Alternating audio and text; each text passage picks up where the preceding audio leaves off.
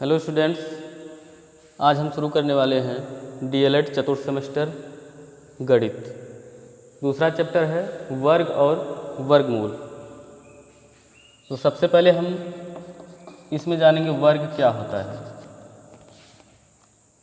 वर्ग किसी भी संख्या का उसी संख्या से गुणा करने पर हमें उस संख्या का वर्ग प्राप्त होता है, चाहे जो संख्या हो। जैसे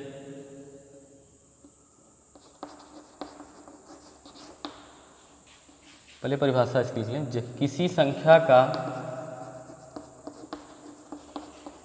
उसी संख्या से किसी संख्या का उसी संख्या से गुणा करने पर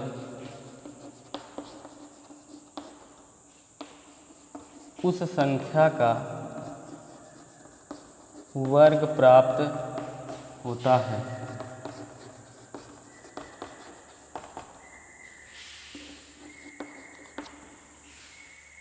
जैसे देखते हैं, 2 का वर्ग हमको करना है, तो 2 का वर्ग हम करेंगे तो 2 का हम उसी संख्या 2 में पुनः गुणा करेंगे। 2 गुणे 2 हो जाएगा 4, यानी 2 का वर्ग 4 है। इसके बाद हम वर्गमूल पर आते हैं। वर्गमूल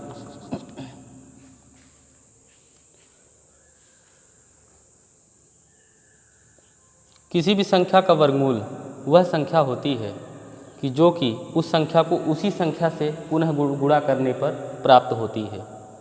जैसे कि आप यहीं देख सकते हैं कि 2 का 2 में गुणा करने पर 4 प्राप्त हुआ है, यानी आप कह सकते हैं कि 4 का वर्गमूल 2 है, जिसका उसी संख्या से पुनः गुणा करने पर हमको वो संख्या प्राप्त हुई है।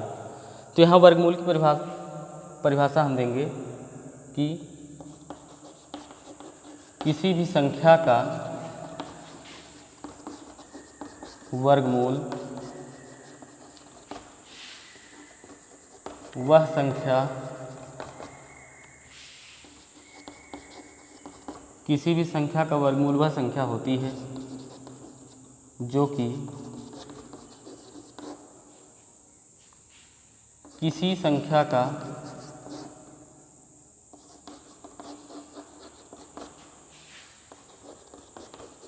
उसी संख्या में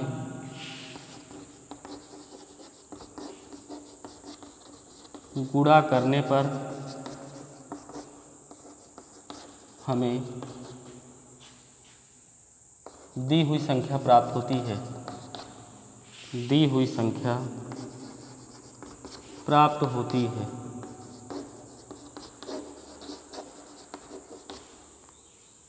ठीक है, समझिए इसको एक बार फिर से।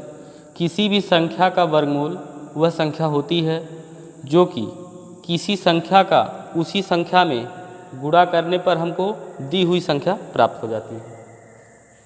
जैसे हमको 4 का वर्गमूल कहना है, बताना आपको 4 का वर्गमूल, तो हम देख रहे हैं कि 4 का वर्गमूल यानी हमको एक संख्या, आप अपने से सोच लीजिए। आप जैसे मान लीजिए आप जान ही रहे हैं इसको, अगर हम 2 का 2 में गुणा कर दें तो हमको पुनः यह संख्या प्राप्त हो रही है। प्राप्त हो रही कि नहीं? तो हमको एक संख्या 2 प्राप्त हुई है, जिसका उसी संख्या में हम गुणा कर दिए हैं, तो हमको 4 प्राप्त हो गया, यानी ये पहले वाली संख्या हमको प्राप्त हो गई है। तो इसलिए हम कह सकते हैं कि 4 का वर्गमूल क्या होगी? 2 होगी। 4 का वर्गमूल 2 होगी। चलिए आगे आते हैं हम वर्गमूल निकालने की विधियाँ।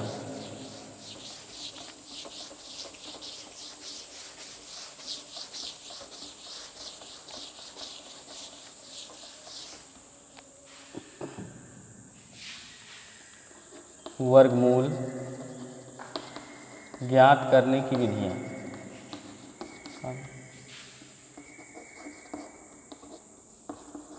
वर्गमूल ज्ञात करने की विधियाँ। यहाँ वर्गमूल ज्ञात करने की 2 विधियाँ हैं। पहला है गुणनखंड विधि, दूसरा है भाग विधि।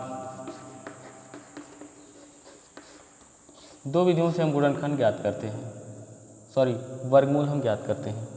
इन दो विधियों से हम वर्गमूल ज्ञात करते हैं। पहली गुणनखंड विधि है, दूसरी भाग विधि है। तो बारी बारी से इन विधियों के बारे में हम जानेंगे। सबसे पहले हम गुणनखंड विधि के बारे में हम शुरू करेंगे। एक सवाल के माध्यम से हम आपको पहले इसको बताते हैं कि ये गुणनखंड विधि क्या है। जैसे मान लीजिए 16 है, एक संख्या आपकी 16 है। 16 का हमको वर्गमूल ज्ञात करना है, 16 का वर्गमूल। तो सबसे पहले हम 16 का अभाज्य गुणनखंड करेंगे। अभाज्य गुणनखंड करेंगे, इसको डिवाइड करेंगे। सबसे पहले 16 सबसे छोटी संख्या किससे कटेगी? 2 से कटेगी। 2 अट्ठे 16 हो जाएगा। फिर 2 से कटेगा ये, 2 चौके 8 हो जाएगा। फिर 2 से कटेगा, 2 दूनी 4 हो जाएगा। फिर 2 एक कन्नम 2 हो जाएगा।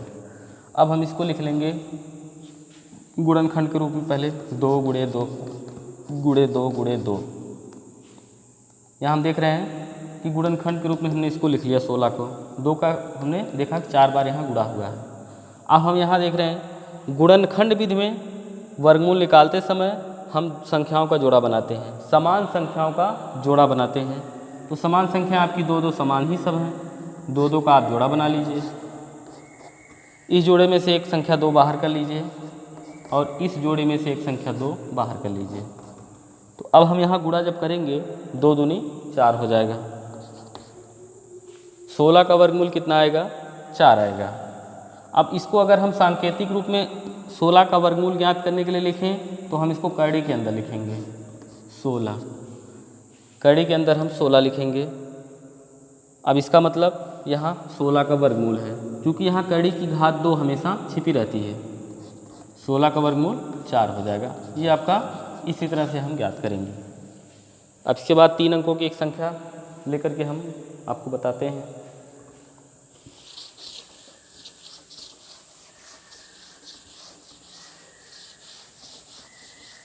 एक अगली संख्या है 196। 196 को हम लेते हैं। इसका भी हम उसी तरह गुणनखंड करेंगे। सबसे पहले सबसे छोटी संख्या से इसको काटेंगे। 2 अट्ठे 16, 2 9 18 हो जाएगा, यानी 9 बार जाएगा ये। 2 9 18 बचेगा एक, 2 अट्ठे 16 हो जाएगा। फिर इसको 2 से डिवाइड करेंगे। 2 चौके 8 बचेगा एक इसमें। फिर 2 9 18। फिर अब ये 2 से नहीं कटेगा, क्योंकि यहाँ इकाई अंक इसका 9 आ गया। अब हम अगली संख्या चेक करेंगे। 3 से कट रहा है, 4 से कट रहा है, 5 से कट रहा है। तो हम इस तरह से देख रहे हैं कि ये ना तो 3 4 5 किसी से नहीं कटेगा, ये सीधे 7 से कटेगा। तो 7 से इसको हम काटेंगे। 7 7 49, 7 एक कन्नम 7 हो जाएगा।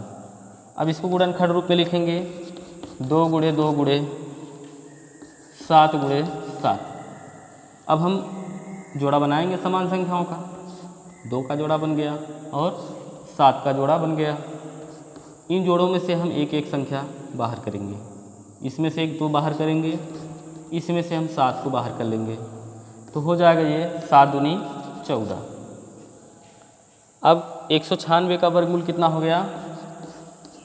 196 का वर्गमूल हो गया 14। इस तरह से हम गुणनखंड विधि से वर्गमूल ज्ञात करेंगे। तो हमको आशा है कि आप लोगों को ये गुणनखंड विधि से वर्गमूल अब आ गया होगा। तो इसके बाद हम आगे चलते हैं अगली विधि, भाग विधि।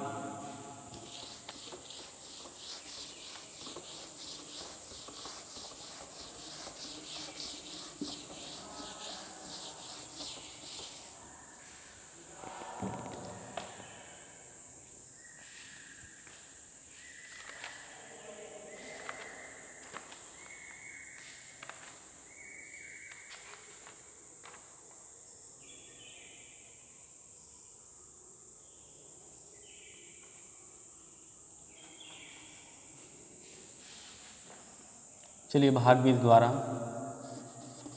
वर्गमूल ज्ञात करना।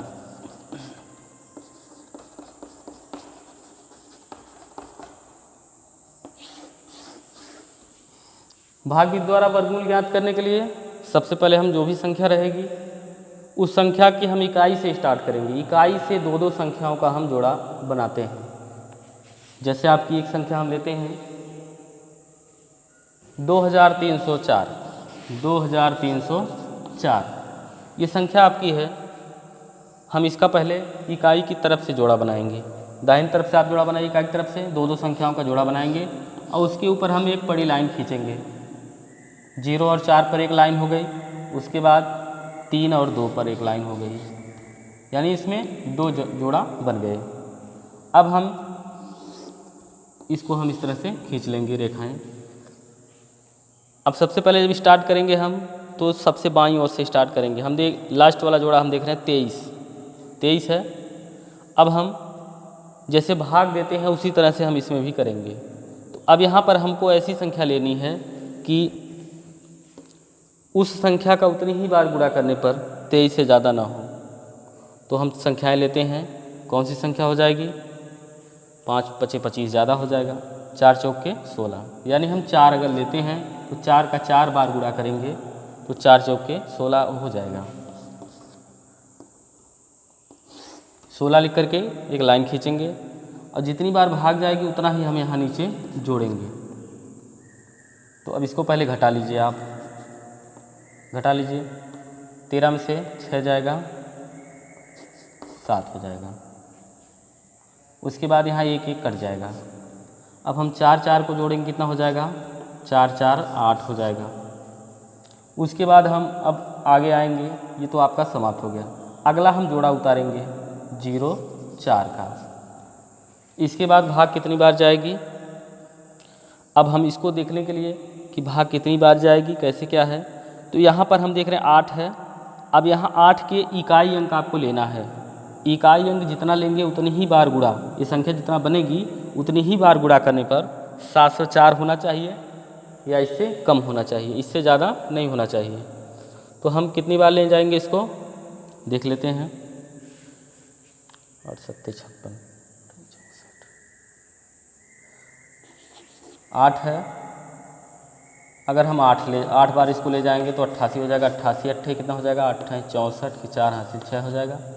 8 64 6 70 हो जाएगा, यानी ये 8 बार हम ले जाएंगे इसको। 8 बार भाग जाएगी और 8 यहाँ नीचे भी हम लिख देंगे क्योंकि 8 बार भाग गई है। अब हम 88 का गुणा 8 में कर लेंगे। 88 गुणे 8 करेंगे, कितना आएगा? 704। हमने यहाँ गुणा भी किया है। तो अब देख रहे हैं कि यहाँ कट जाएगा, ये पूरा पूरा कट गया, पूरा पूरा कट गया। अब यहाँ ऊपर आपका बचा क्या है? 48। यही आपका वर्गमूल हो जाएगा। 2304 का वर्गमूल हो जाएगा 48। इस तरह से हम जो है भाग विषय वर्गमूल निकालते हैं। एक सवाल और आप लोग देख लीजिए।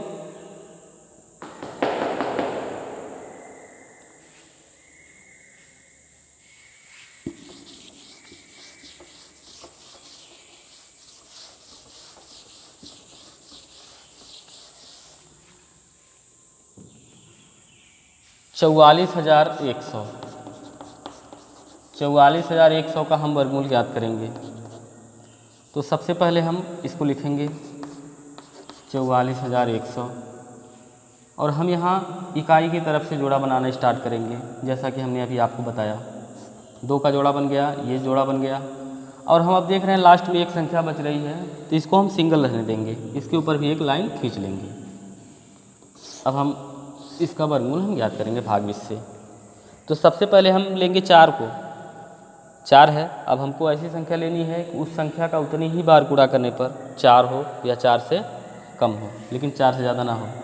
2 हम लेते हैं, 2 दूनी 4 हो जाएगा। 2 बार भाग गई, हम यहाँ 2 नीचे जोड़ेंगे। इसी तरह हम सेम प्रक्रिया जो है करते चले जाएंगे।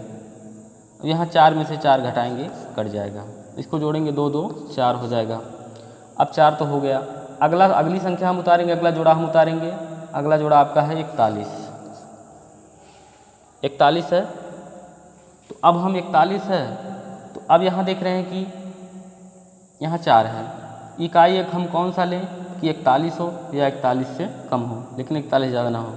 तो हम यहाँ एक बार ले जाएंगे भाग, यहाँ भी 41 हो जाएगा। 41 का गुणा 1 में करेंगे, 41 एकन्ना में 41, ये पूरा पूरा कट जाएगा। अब हम अगला जोड़ा उतारेंगे, ये वाला भाग तो जानी नहीं है, अगला जोड़ा उतार लेंगे। तो हम यहाँ जब उतारेंगे तो चूँकि भाग इसमें जाएगी नहीं, और हम यहाँ एक शून्य यहाँ बढ़ा लेंगे।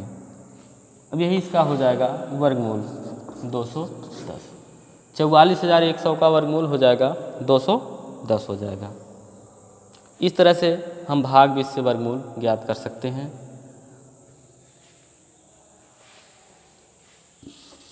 सारे क्वेश्चन को इसी तरह हम सॉल्व करेंगे।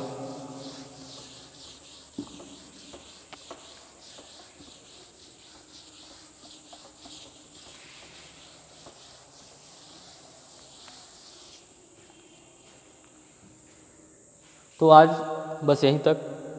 अगर आपको किसी भी क्वेश्चन के लिए कोई दिक्कत हो, आपको कोई क्वेश्चन ना समझ में आ रहा हो, तो आप कमेंट सेक्शन में आप यूट्यूब चैनल के क्वेश्चन अपना पूछ सकते हैं, या जो भी आपको समझ में ना आए वो आप पूछ सकते हैं।